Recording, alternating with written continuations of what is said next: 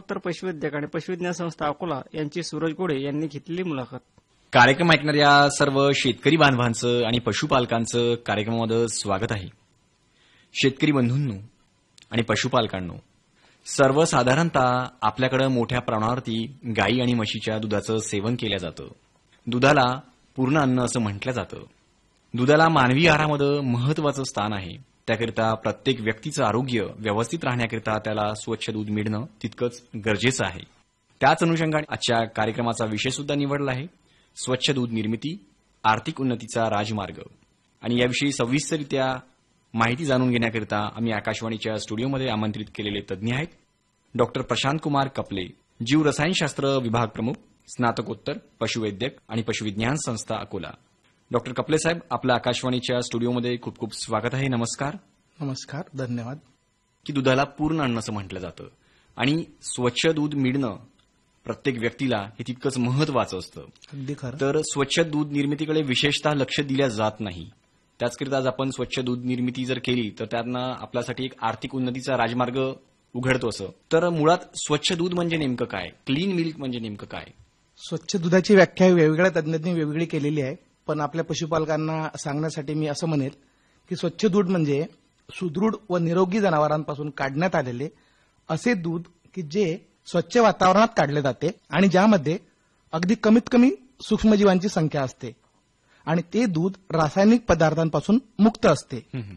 जसे की जर काउंट घ्यायचा झाला तर 1000 सूक्ष्मजीव एका ml मध्ये, म्हणजे प्रति ml मध्ये 1000 सूक्ष्मजीव जर असतील तर ते सर्वोत्तम दूध असं म्हटलं जाते. 1 ते 3000 जर हा काउंट असेल तर तो साधारण दूध म्हटलं जाते. आणि जर प्रति ml ला, प्रति मिलीलिटरला जर 3000 पेक्षा जास्त सूक्ष्मजीव असतील तर ते अस्वच्छ दूध किंवा रिजेक्टेबल ग्रेडचं दूध असं म्हटलं जाते. अच्छा, म्हणजे साधारणतः स्वच्छ दूध म्हटलं तर जे स्वच्छ दिसणारं दूध आहे ते स्वच्छ दूध नव्हे. असेलच असं नव्हे, जे स्वच्छ दिसेल ते स्वच्छ असेलच असं नव्हे, त्याने किमान क्रायटेरिया पूर्ण कराव्या, ज्या मी आता सांगितलं. बरं. त्याच पद्धतीने आपण बघतो की स्वच्छ दूध निर्मितीची जी एक प्रक्रिया असतं त्याची जी त्रिसूती असतं की दूध काढणारा व्यक्ती असेल, त्याच्यानंतर दूध काढण्यासाठी वापरली जाणारी भांडी असतील, जी जनावरे आहेत जी बांधल्या जातात, तो सभोवतालचा गोठा असेल, ती एक त्रिसूत्री जर आपण व्यवस्थित लक्ष दिलं तर ती प्रक्रिया कुठली, कशी पालन करावं आपल्या शेतकरी बंधूंनी जर त्यांना स्वच्छ दूध निर्मिती करायची असेल तर? मी थोडा ह्या विषयामध्ये तुम्हाला अधिक ऍड करतो की स्वच्छ दुधाचं महत्व पहिले आपण थोडं जाणून घेऊया की स्वच्छ दुधाचं महत्व. तर स्वच्छ दूध आपल्या दैनंदिन जीवनामध्ये अन्नाचं जेवढं महत्व आहे किमान तेवढंच महत्व स्वच्छ दुधाचं आहे. कारण खाद्यान्नापासून जशी आपल्याला एनर्जी मिळते तसंच ह्या स्वच्छ दुधापासून आपण वेगवेगळे पदार्थ जसे दूध, ताक, लस्सी, पेढा, मलाई, बर्फी, आईस्क्रीम, पनीर, खवा हे सारे पदार्थ आपण दुधापासून तयार करतो. जर दूधच स्वच्छ नसेल तर हे पदार्थही स्वच्छ असणार नाहीत किंवा खाण्यास हानिकारक असतील. त्यामुळे स्वच्छ दुधाचं महत्व हे अनन्यसाधारण आहे आणि त्याकडे लक्ष देणे गरजेचं आहे असं मला वाटते. त्यानंतर स्वच्छ दूध निर्मितीमधील जे तुम्ही विचारलंय की उपाययोजना काय आहे किंवा स्टेप्स काय आहेत, तर त्याकडे आपण वळूया की स्वच्छ दूध निर्मितीमध्ये सर्वात पहिला आणि महत्वाचा घटक जर कोणता असेल तर तो आहे जनावरांचे स्वतः आरोग्य. कारण जर जनावर आरोग्यदायी नसेल किंवा हेल्दी नसेल तर निश्चितपणे त्यातून जे काही दूध येईल ते आरोग्यदायी असणार नाही. म्हणून जनावरांचं आरोग्य हे सर्वात महत्वाचं आहे. त्यासोबतच जनावराला पुरवलेले अन्न, जो चारा आपण म्हणतो, तो सुद्धा स्वच्छ असावा.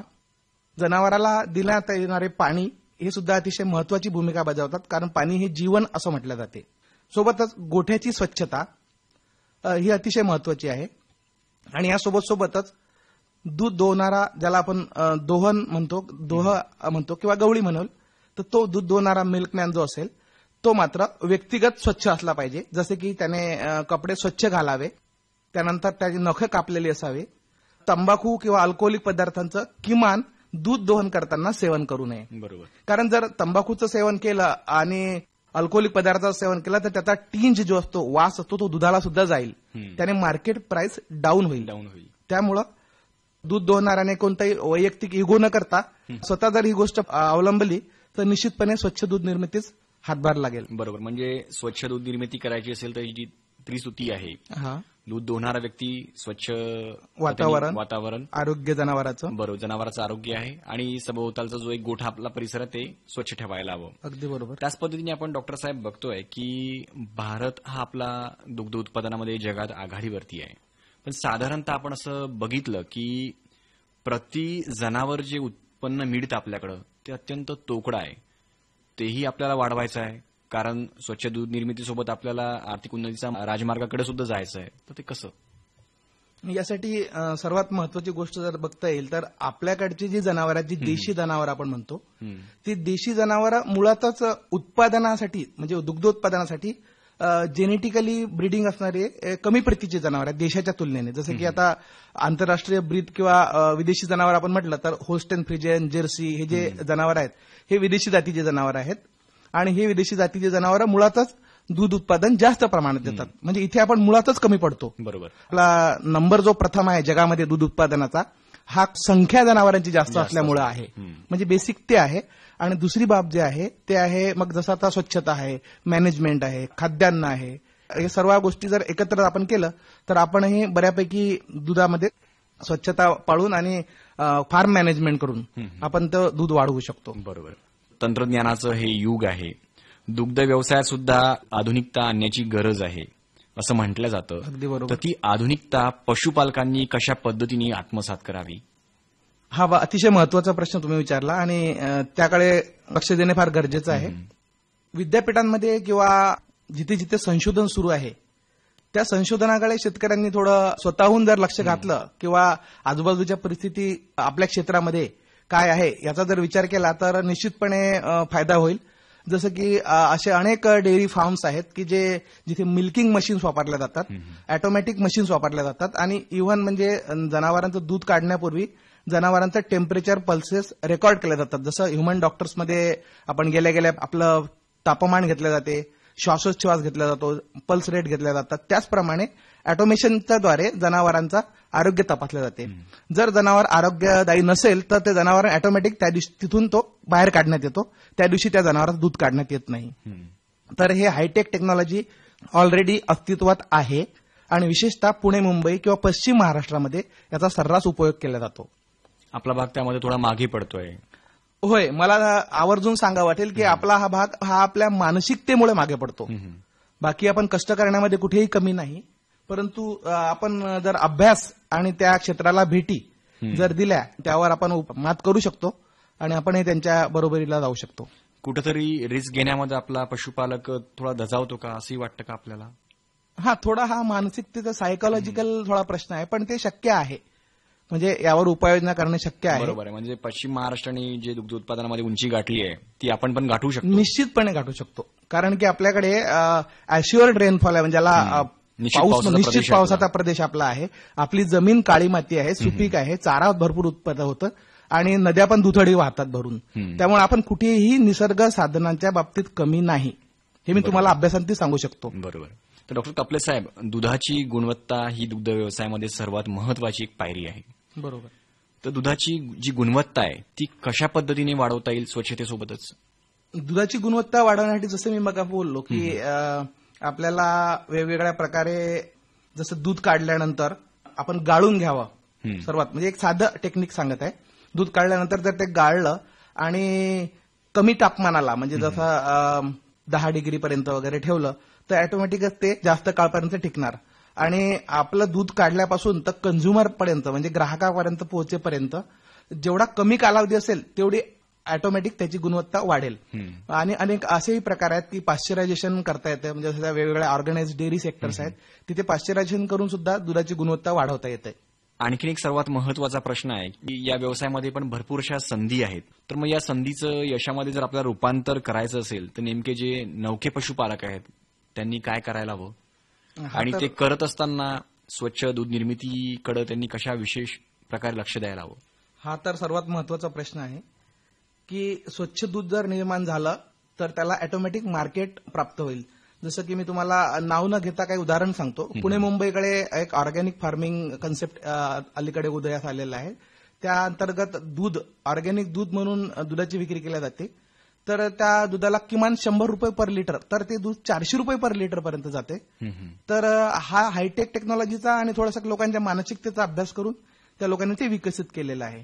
आपणही कमी अधिक प्रमाणात करू शकतो. आणि जर पशुपालकांनी थोडा आजूबाजूचा स्वभावाचा अभ्यास जर केला, किमान आपल्या भंडारा जिल्ह्यामध्ये सुद्धा अशा अनेक डेअरीज आहेत की जे ह्या पद्धतीत उपयोग करतात आणि दुग्धोत्पादन वाढवतात आणि परत शास्त्रशुद्ध अवलंब करून त्याची क्वालिटी पण वाढवतात. म्हणजे जेही काही नवखे युवक असतील त्यांना असं वाटत असेल की दुग्ध व्यवसायामध्ये उतरावं, त्यांच्यासाठी भरपूर अशा संधी आहेत आणि अनंत संधी आहेत, अनंत संधी. तर त्यांनी या व्यवसायामध्ये उतरून या संधीचं निश्चितच सोनं करावं. मी तुम्हाला आणखी एक उदाहरण सांगतो की भंडारा जिल्ह्यामध्ये एक पशुपालक आहेत. त्यांनी आपल्या सुरुवात केली 5 गायीपासून आणि 5 वर्षामध्ये त्या 50 गायींपर्यंत नेलं. त्यांचा स्वतः मुलगा सुद्धा व्हेटरनरी डॉक्टर आहे. त्यांनी ते सायंटिफिक पद्धतीने करून आज तो बेरोजगार असलेला युवक व्हेटरनरी डॉक्टर, तर तो 2.5 ते 3 लाख रुपये महिन्याचे उत्पन्न करतो. शासनामध्ये एवढा लाख पगार काही कोणी देत नाही. बरोबर. तर मला निश्चितपणे मला वाटते की अनंत संधी याच्यामध्ये आहे. बरोबरच. कारण आपल्याकडचा जो विदर्भातला मुख्यतः जो शेतकरी आहे हा शेतीवरती विसंबून आहे. शेतीसोबत जर कुठला जोड व्यवसाय केला तर त्याला रोजचं एक खेळता पैसा सुद्धा हातात राहू शकतो आणि शेतीवर विसंबून राहण्याची गरज सुद्धा राहू शकत नाही. कारण आजचा निसर्ग आपण बघतो हा बेभरवशाचा झालेला आहे अगदीच. बरोबर. डॉक्टर कपले साहेब, आणखीनही तुम्ही जाता जाता स्वच्छ दूध निर्मिती जो आपण आर्थिक उन्नतीचा राजमार्ग आहे हा आपल्या शेतकरी बांधवांना कशा पद्धतीने पटवून सांगाल की हा कसा उन्नतीचा राजमार्ग आहे आपला? बघा, ही बाब सर्वप्रथम आर्थिक बाबीशी संबंधित आहे. जसं मी तुम्हाला असं सांगू शकतो की साधारणतः आपल्या विदर्भात जर म्हटलं तर दूध 30 रुपयापासून तर 50 रुपयापर्यंत प्रति लिटरला भाव मिळतो. हेच जर आपण स्वच्छ दूध उत्पादन केलं आणि क्वालिटी जर मेंटेन केली तर हा भाव 50 ते 70 रुपये आपल्याला मिळू शकतो.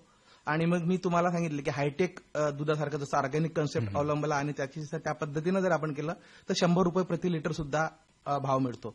आता इथेच लक्षात येते की 30 रुपये आणि 100 रुपये म्हणजे 3-3.5 पट उत्पन्न हे आपण वाढवू शकतो.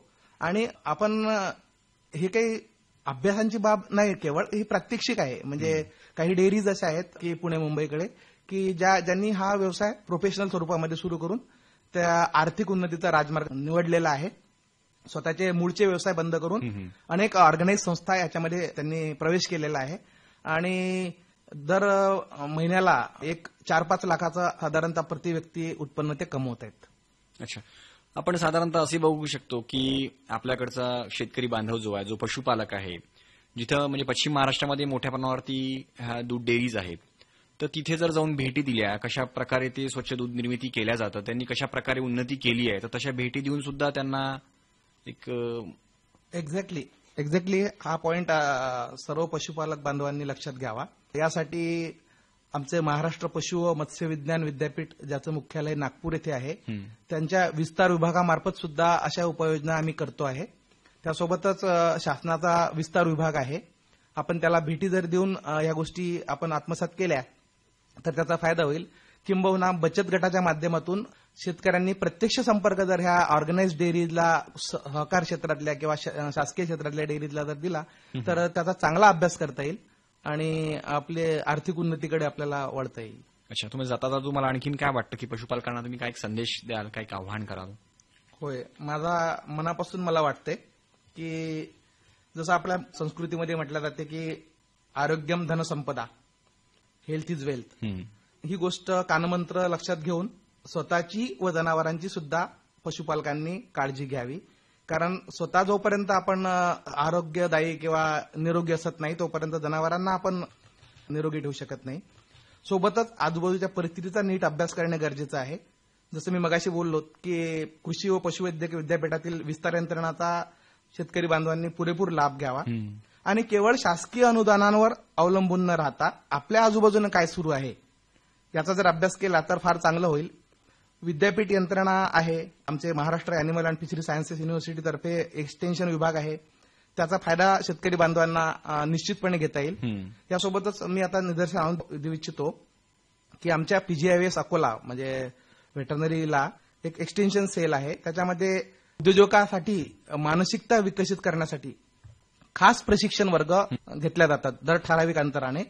दर महिन्याला जर आमच्याकडे 20 शिबिरार्थी किंवा प्रशिक्षणार्थी आले तर आम्ही स्पेशल बॅचही सुरू करतो. अगदी नॉमिनल दरामध्ये अशा प्रकारे उद्योजकता विकास शिबिर घेतल्या जातात. या संधीचा फायदा जर त्यांनी घेतला तर निश्चितपणे फायदा होईल. आणि शेवटी आपण जाता जाता असं म्हणता येईल की तुकाराम महाराज म्हणत होते, असाध्य ते साध्य करिता सायास, कारण अभ्यास तुका म्हणे. आपण अभ्यास सोडून दिला त्यामुळं आपली प्रगती खंडित झाली. तर माझी विनंती आहे की आपण अनुत्पादक बाबींवर खर्च करण्यापेक्षा आणि कर्जबाजारी होण्यापेक्षा जर उत्पादक बाबींवर, विस्तार यंत्रणेवर आणि प्रशिक्षणावर जर भर दिला तर विज्ञान तंत्रज्ञानाचा जास्तीत जास्त उपयोग करून आपण आर्थिक उन्नती निश्चितपणे गाठू शकू. बरोबर आहे. म्हणजे जर आपल्याला स्वच्छ दूध निर्मिती जर आपल्याला करायची असेल तर तुम्ही ज्या बाबी सांगितल्या त्याचा शेतकरी बांधवांनी आवर्जून त्यांच्या रोजच्या दैनंदिनीमध्ये त्यांनी उपयोग करून घ्यायला हवा.